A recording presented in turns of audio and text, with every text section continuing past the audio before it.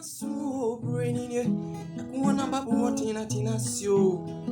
Obedi ni Juma. Adia or the school is na oye junior pastor at the mass of Ubi. See a cassette them is one junior pastor nibi. Na revelation padiwe e to abonteno. Ano what day? A confirming someone who do a debi ametna hati hunkomono. Padiwe in some walkan. But so ye dina uti a brofo or a Nigerian ni and wobeka say. Uditi is mobekan. I worked as a junior pastor under a certain prophet O.C. Benjamin of a church called Fulfiller's House Assembly.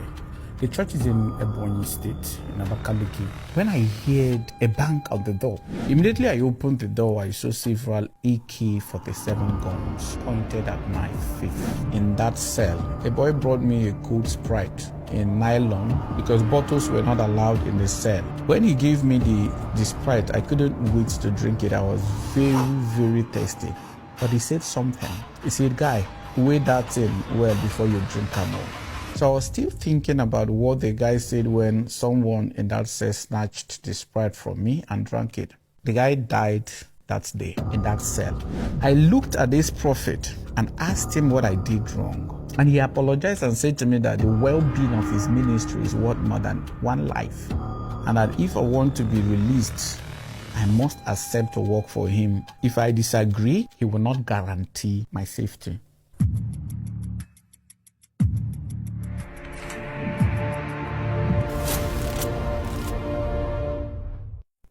So this is a personal story. It happened many years ago.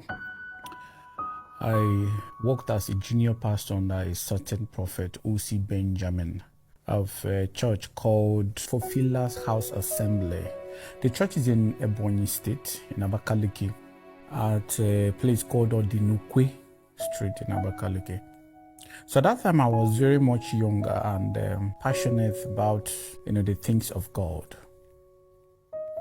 All I wanted was to be called the man after God's heart, like David. I believed in prophets. I believed in prophecies. I believed in miracles. I believed in a lot of things that I would later find out to be lies and empty. This prophet, could tell you everything about yourself, the balance in your bank account, your date of birth, your mother's maiden name, how old your pregnancy is, the names of your family members, and so many other things. In fact, he raised the dead, healed the blind, caused the lame to walk, and so on, a lot of miracles. In fact, there was a woman who delivered a dead lamb in the glaring eyes of everyone in one of our crusades. This man was a major prophet. I heard he still is, in Abakaliki. At that time, we used to move around in convoy of exotic cars, dressed in very expensive ways, and, walk like the authorities to the throne of God. And we had girls of all shapes and sizes throwing themselves at us. It was on a Tuesday that year, we had a crusade at Abani Road in Enugu in a hotel called Royal Palace. So we lodged in that same hotel and rented their hall for the crusade. Before this day, I had informed my friends, Cain, Ita, and Zeal, of the crusade. They were students of UNN and they had always wanted to come and witness the ministration of the friend, me, who was now a pastor. That first night, while my friends were seated amidst the crowd that came for the, miracle crusade, I led the opening prayers and watered the ground for the coming of the prophetic commander. That is how we put it then. After I ushered in the prophet, I left to my hotel room. While in my room resting, I dozed off. So I was sleeping when I heard a bang on the door. And I jumped up and quickly opened the door. I thought one of the senior pastors had, come to scold me for relaxing in my hotel room while the crusade was going on downstairs. But I was wrong. Immediately I opened the door, I saw several AK-47 guns pointed at my face by rough-looking, hefty men. I nearly lost my breath.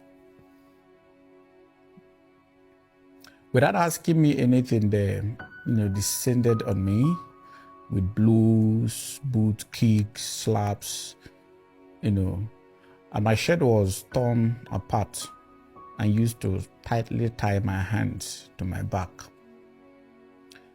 Then they dragged me downstairs. We go downstairs and I saw, an angry crowd everywhere. I saw my 3 friends mercilessly beaten and tied to a healer's van. That was when I realized that these men that tortured and dragged me downstairs were SAS officers.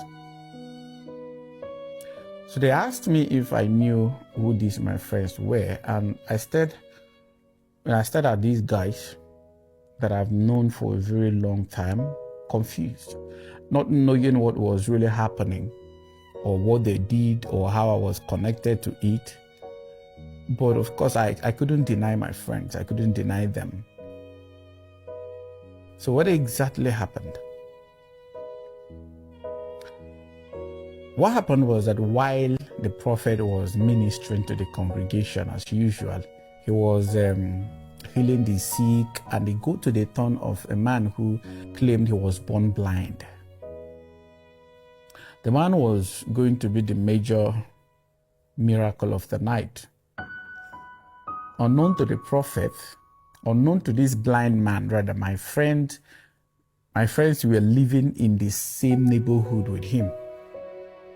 So my friends knew that he was not blind, and when they saw him faking blindness, they thought that the man was deceiving the prophet.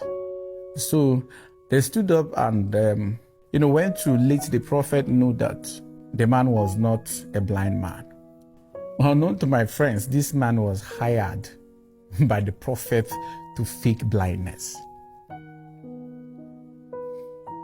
So in the process of trying to blow the cover of this blind man, the congregation became confused, and to douse the brewing confusion and rising suspicion, the prophet raised false alarm and alleged that my friends were trying to blackmail and kidnap him. So my friends were quickly caught by the congregation, and of course, we know these puppets. Nobody even asked questions. So these my friends were caught, beaten to pulp before SAS arrived. When they were being beaten, they kept on shouting that I was the one who invited them to the program, and that was how I was named the pastor who conspired with hoodlums to kidnap the prophet. These kidnappers did not come with a car. Just pay attention. They did not come with a car. They did not come with a bicycle. No gun, no machete, no dagger, not even a razor blade. So were they going to kidnap and carry the prophet on their head? These were questions that nobody asked. So this incident confirmed my suspicions that, suspicions that I've had for a while.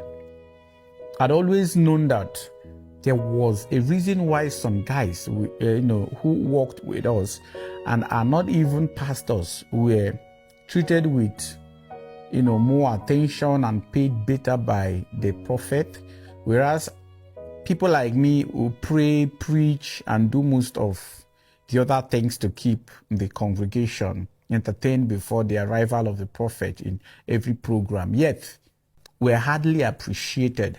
We are even hardly in, meetings, important meetings with the prophet. So these guys were the ones who gather information to enable Papa to prophesy. And I also saddled with the responsibility of hiring miracle actors. That is why they were paid better and given preferential treatment.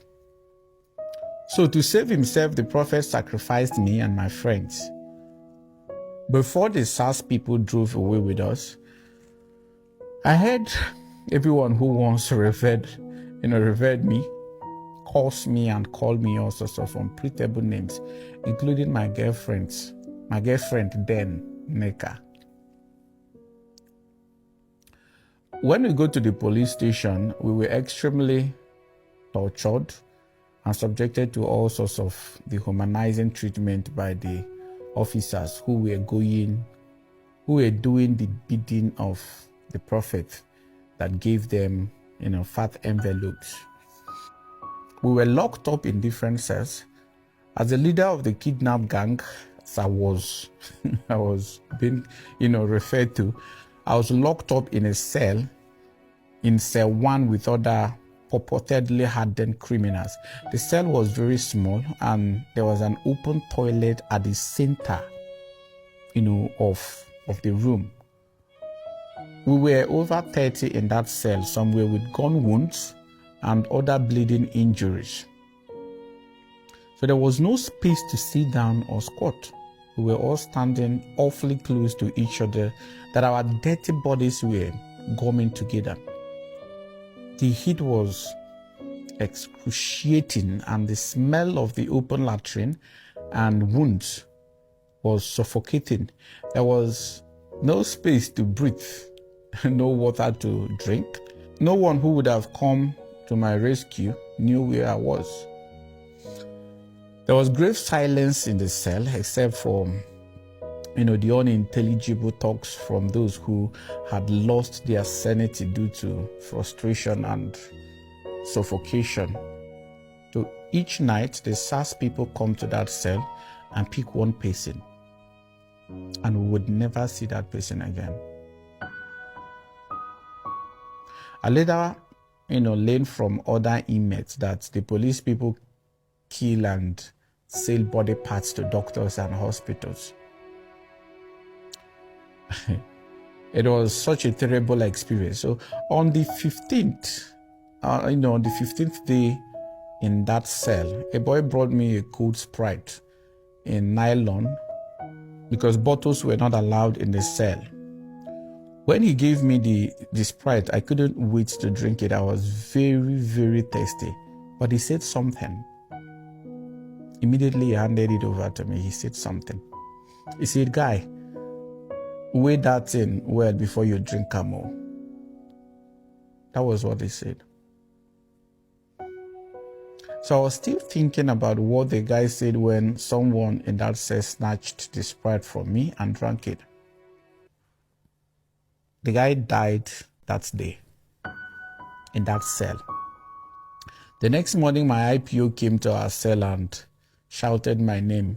Immediately I answered. He said, "So you are still alive?" He didn't know when he said that. After 3 weeks in that cell, they took me to OC SARS office that afternoon, and I was shocked to see the prophet there.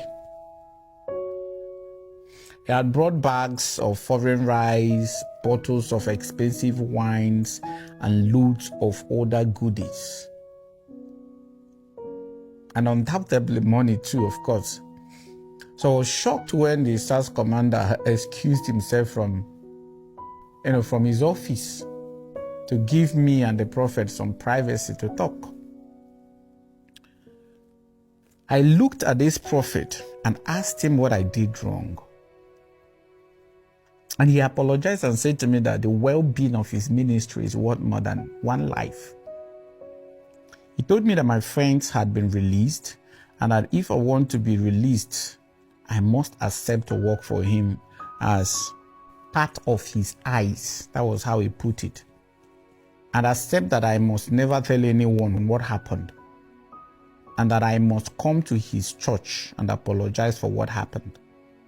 If I disagree, I will remain in that cell and he will not guarantee my safety. And if I am released and I fail to play along, he will not also guarantee my safety too. So I accepted. Who wouldn't accept after 3 weeks of torture?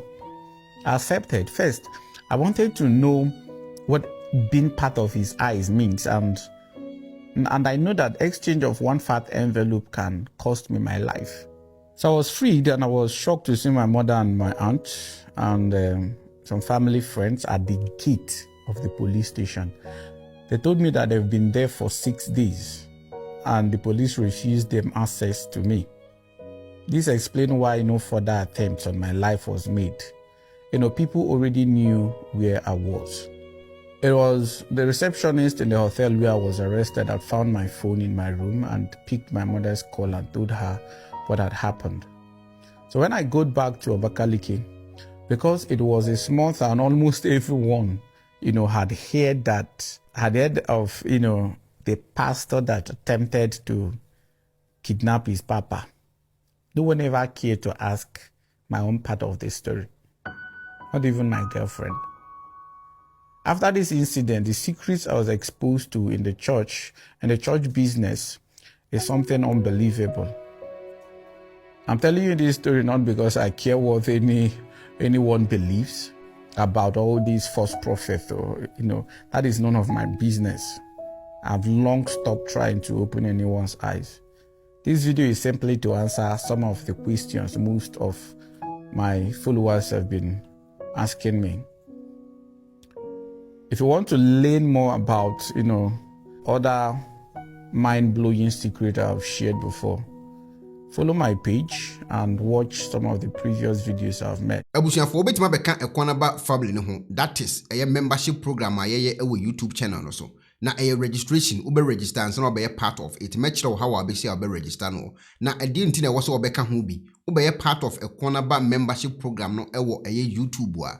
Mewo videos ahudu obi wo ho ameye post to members ne nko an benya ahwe. Ebedu time bi metimi members no aye podcast live videos with members ne nko a ene ye 1 and number 2 ye wo inyanka awisiane akunafo bi a aya me Ekuonaba ne me nkofo bi a omabeka me ho yetimi ko Ghana ekoye omo adoye nti so be part of Ekuonaba membership program bi ewo YouTube ha ubetimi so sponsor anasa abeka sa adwumadi ho nti ubeka YouTube membership program ya make ho asemi ho a sika obedonate ewo YouTube membership program no so no YouTube for ebeti ediafi wo account mu no se obi etimi frɛ Ekuonaba so okoye research mamia se sika na bi ene etimi edima nkofo wo Ghana tuom ho ka because metua tax emasa nkofo no ekokoye sa adwumadi no research no edeboa nkofo a omo so part of Ekuonaba membership program yi ho nti ubetimi abe part of Ekuonaba membership program yi ewo YouTube ha na ho akwankyere eni ubetimi akọ